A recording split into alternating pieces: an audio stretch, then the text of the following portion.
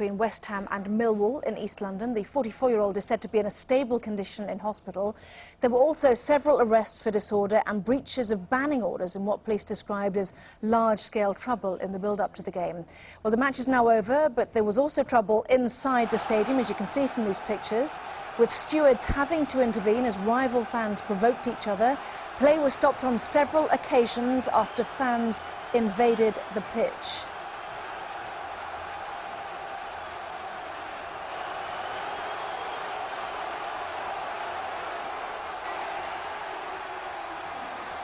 Well, as West Ham took the lead in extra time, 50 or 60 fans ran onto the pitch, some jeering, taunting opposition players. It took several minutes for police and stewards to restore order, during which time players were forced off the field for a short time. So scenes of some chaos inside, and apparently Mark White, who's here, our Home Affairs correspondent, outside as well. Bring us up to date with what's happening.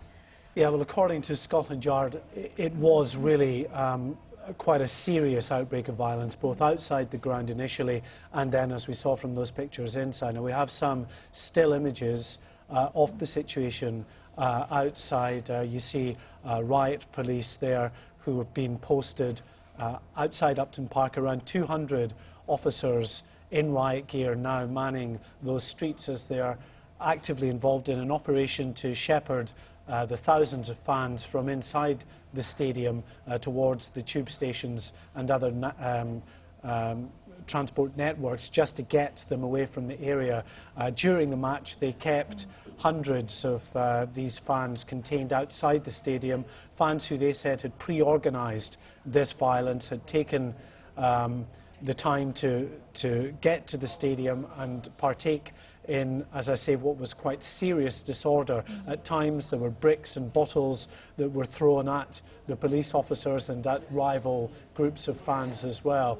Some of the Sky viewers that have contacted us by email this evening have spoken of really quite violent scenes of several people being led away with blood streaming down their faces, of a number of arrests as well. What the Metropolitan Police say at this stage, they can confirm that 2 people have been arrested, but that number may well rise as the evening goes on. OK, we'll keep an eye on that story. Mark White, thanks very much indeed. And certainly the police seem to be hinting that the travelling Millwall fans had been kept in the stadium to allow the West Ham fans to leave in order to avoid any further clashes. But certainly we'll see what else happens on that story.